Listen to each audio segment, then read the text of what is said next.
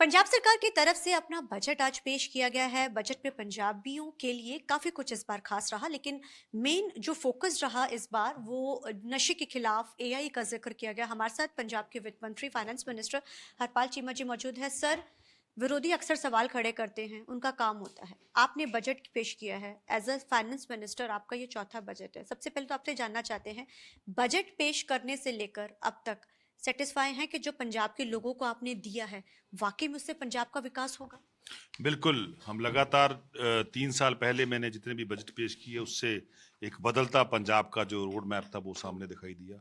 इस बार हमने अपने बजट का नाम ही बदलता पंजाब रखा और बिल्कुल ये स्पष्ट है कि कैसे पंजाब में स्कूलों में शिक्षा का स्तर आगे बढ़ रहा है, कैसे हमारी स्कूल की बच्चियों के लिए जो स्कूल में दीवारें नहीं होती थी दीवारें बन रही हैं, जो उनके लिए पखाने नहीं होते थे पखाने बन रहे हैं, जो उनके लिए क्लासरूम नहीं होते थे उनके लिए जो लैब्स नहीं होती थी, लाइब्रेरी नहीं होती थी, कैसे वो लाइब्रेरी और लैब्स और रूम्स बन रहे हैं, कैसे बच्चों के बैठने के लिए डेस्क बन रहे हैं। ये बहुत बड़ी प्राप्ति हमारी आम आदमी पार्टी की सरकार की पिछले 3 साल में है।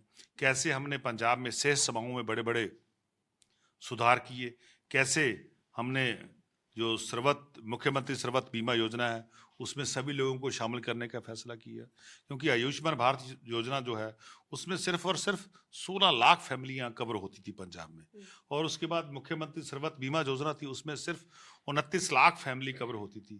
तो लगभग पंजाब में 65 लाख 65 लाख फैमिलीज रहती हैं, और हमने फैसला किया सभी फैमिलीज को हम शामिल करेंगे।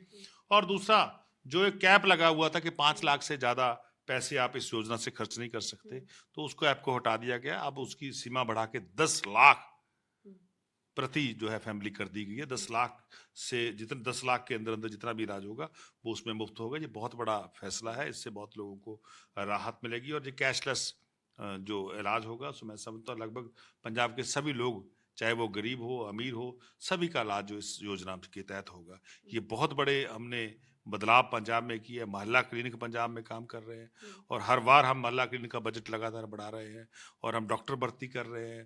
तभी भर्ती होंगे जब उसके लिए हम बजट रखेंगे। और इसके अलावा पंजाब में युद्ध नशे के विरुद्ध की शुरुआत आम आदमी पार्टी की सरकार ने करी है। पहले तो हम उनके घर भी तोड़ेंगे जो नशा बेचने वाले हैं, उनके हौसलों को भी तोड़ेंगे। घर और तोड़ेंगे, हौसले तोड़ेंगे। और जो ड्रग सरहद से पार आ रहा है, जो बॉर्डर से पार आ रहा है, क्योंकि पंजाब का लगभग 500 किलोमीटर लंबा रास्ता जो बॉर्डर पे लगता है, पाकिस्तान की तरफ के ड्रोन के जरिए हथियार भी आ रहे हैं, और दूसरा हथियार के साथ साथ नशा भी आ रहा है। उस सभी को हम खत्म करने की एंटी ड्रोन सिस्टम को हायर कर रहे हैं, उसको परचेज कर रहे हैं। और दूसरा, सेकंड लाइन ऑफ डिफेंस की भी क्रिएशन हो रही है, जिसमें हम 5,000 हमारे पंजाब के नए युवा को भर्ती करेंगे, नौजवान को भर्ती करेंगे। 5,000 को भर्ती करके उनको अपना होमगार्ड में भर्ती करेंगे, और सेकंड लाइन ऑफ डिफेंस की भी क्रिएशन करेंगे। इसके अलावा पंजाब में हम ड्रग का सेंसस भी कराएंगे। ड्रग सेंसस होगा कि कैसे कौन नौजवान किस साल किस वक्त इस ड्रग में ट्रैप हुआ, इस नशे की दलदल में ट्रैप हुआ, और उसका कैसे इलाज करना है, और कहाँ से वो कौन सोसाइटी का आदमी था जिसने उसको इस तरफ धकेला। सभी चीजें जो है आइडेंटिफाई होगी, और उसके बाद एक डिजिटल आधार पे एनालिसिस करके उसका भी हम आगे से आने वाले समय एक डेढ़ साल में उसका भी हम प्रबंध करेंगे। पर लेकिन अब नशे को जड़ से खत्म करने की आम आदमी पार्टी सरकार ने ठान ली है।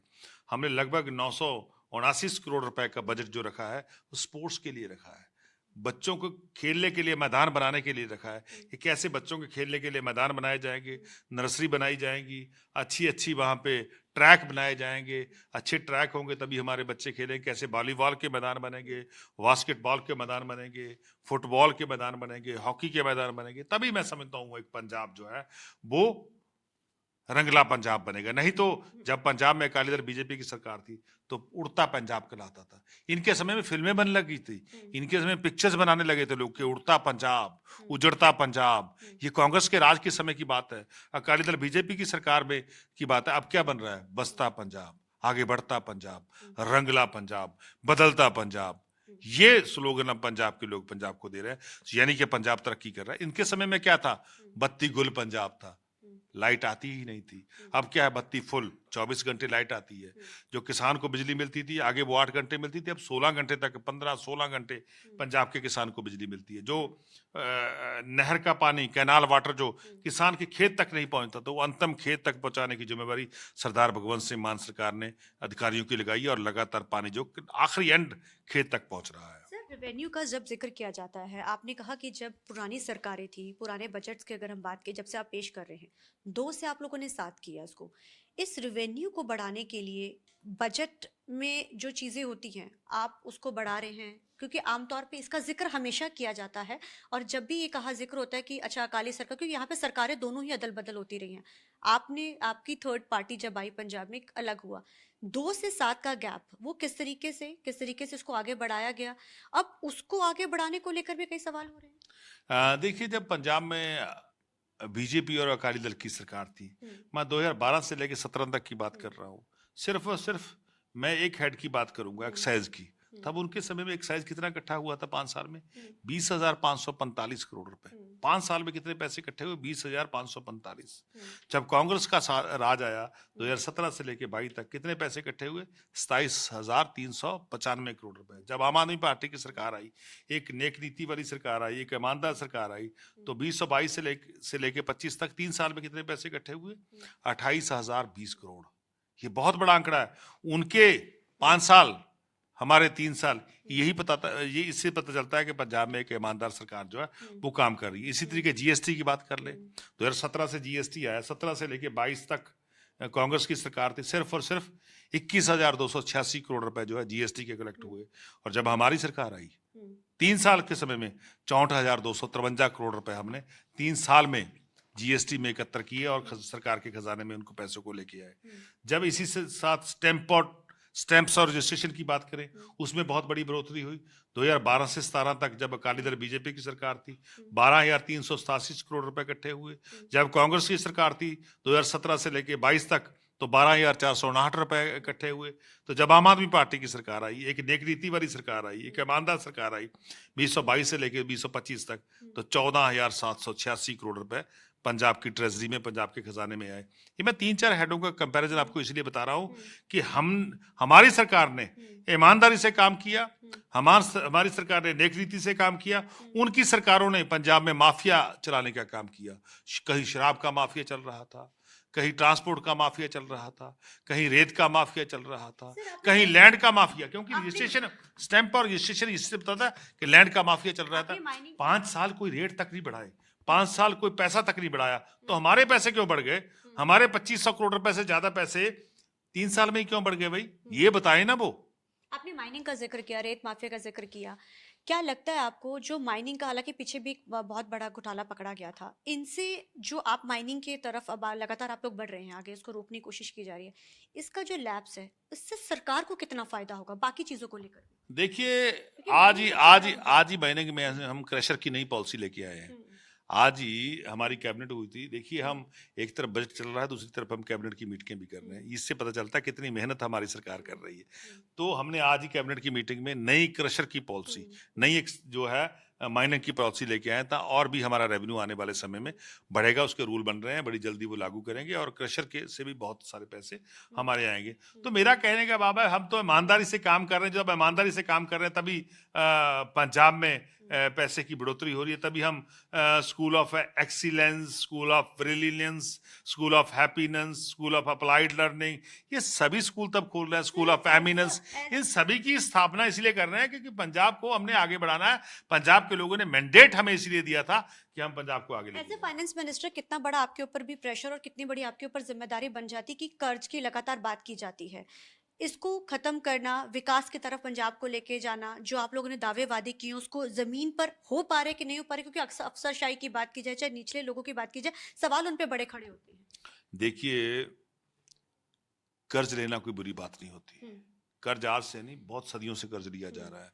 जब से दुनिया बनी है तो ऋण का व्यवस्था तब से चल रही है।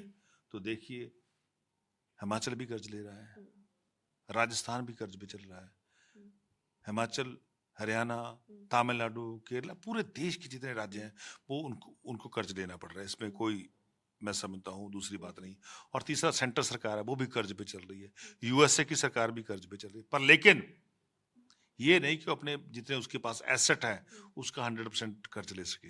तो हमें जितनी गवर्नमेंट ऑफ इंडिया अलाउ करते हैं हम उतने ही पैसे कर्ज पे लेते हैं, पर लेकिन हमने ये अकाली दल, बीजेपी और कांग्रेस में समेत में तो 11%, 12%, 13% पे ब्याज पे कर्जा लेते थे। हम तो 7% पे कर्जा ले रहे हैं अभी। 7% जो रेट ऑफ इंटरेस्ट होता है, तो हमने तो अपना पैसा कम कर रहे हैं। पैसा कैसे कम लेना उसको भी हम नीचे लेके जा रहे हैं। पर लेकिन इनके समय में पूरी बददमनी फैली हुई थी, पूरा जो पंजाब को बर्बाद करने का काम किया था। तो हम धीरे धीरे इसको ठीक कर रहे हैं। तो आपसे आखिरी सवाल है, महिलाओं को लेकर भी जो बात कही जा रही थी, हालांकि अगर बात की जाए, क्योंकि जब भी कोई हम स्कीम इस तरीके की लागू करते हैं अपने स्टेट पे तो जाहिर है उसका बोझ जरूर पड़ता है।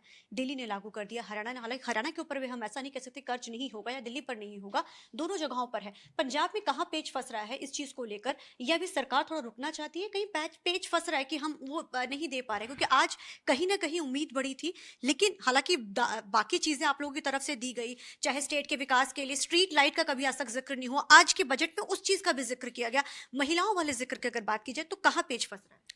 हाँ, देखिए, मैंने जितने भी बजट बंद किए हैं, जितना भी मैंने बजट ऐलान किया, चाहे वो स्पोर्ट्स का हो, चाहे वो हेल्थ सेक्टर का हो, चाहे एजुकेशन सेक्टर का हो, चाहे महिलाओं की फ्री यात्रा का हो, चाहे इलेक्ट्रिसिटी का हो, चाहे किसान के खेत तक का हो, सभी में जो हमारी महिलाएं हैं वो बराबर की भागीदारी है।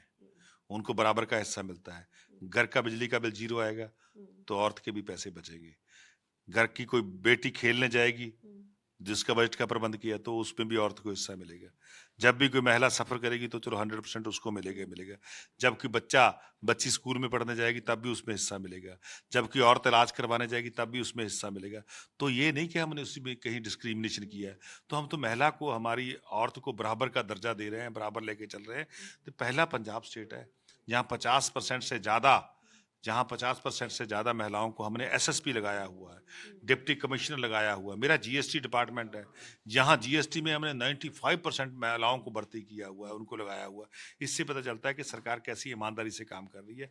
रही 1100 रुपए की बात, वो भी देंगे, उसके लिए हमने डिपार्टमेंट की ड्यूटी लगा दी है। सभी डिपार्टमेंट काम कर रहे हैं। जब भी उनका डाटा हमारे सामने आएगा तभी इस स्कीम का अनाउंस कर देंगे। जाते जाते एक सवाल है सिर्फ आखिरी आपसे, एक वकील और आज फाइनेंस मिनिस्टर, ये जो दौर, क्योंकि हालांकि दाव पेच सब पता होते हैं, कैसा रहा और यहाँ तक पहुंचे? क्योंकि आज फाइनेंस देखिए, मिनिस्टर के तौर पे ये आपने बजट बहुत भी बड़ा हम्म, सफर था। हम्म, ये नहीं, सबसे पहले तो मैं वकील कैसे बना, ये भी बहुत बड़ी कहानी है। बहुत मेहनत करके, बहुत मजदूरी करके वकील बना, वकीलों का प्रधान बना। प्रधान बनने के बाद पार्टी ने, अरविंद केजरीवाल जी ने मेरे को आइडेंटिफाई किया और मेरे को टिकट दिया और फिर लीडर ऑफ अपोजिशन बनाया। आज पंजाब का फाइनेंस मिनिस्टर बनाया। मैं सबसे पहले तो हमारे नेशनल प्रेसिडेंट, कौमी कन्वीनर अरविंद केजरीवाल जी का भी धन्यवाद करना चाहता हूँ, और पंजाब के माननीय मुख्यमंत्री सरदार भगवंत सिंह मान जी का दिल से बहुत बहुत आभार, बहुत बहुत उनका धन्यवाद कि उन्होंने मेरे को पहचान किया और इस जिम्मेवारी पे लगाया। तो मैं तो अपनी जिम्मेवारी ईमानदारी से निकाल रहा हूँ। काम कोई भी हो, सभी काम आसान होते हैं जब आप उन कामों को दिल से और शिद्दत से करते हो। तो मैं दिल और शिद्दत से और ये काम पे लगा हुआ हूँ। मेरी ड्यूटी लगाई है पंजाब के लोगों ने कि पंजाब के फाइनेंसेस को ठीक करने की, उस पर हम कोशिश कर रहे हैं कि खरा उतरे। Thank you so much sir. तो ये थे हमारे साथ बात करने के लिए finance minister Harpal Cheema. Cameraman Aljinder के साथ चंडीगढ़ से TV9 के लिए अमनप्रीत कौर।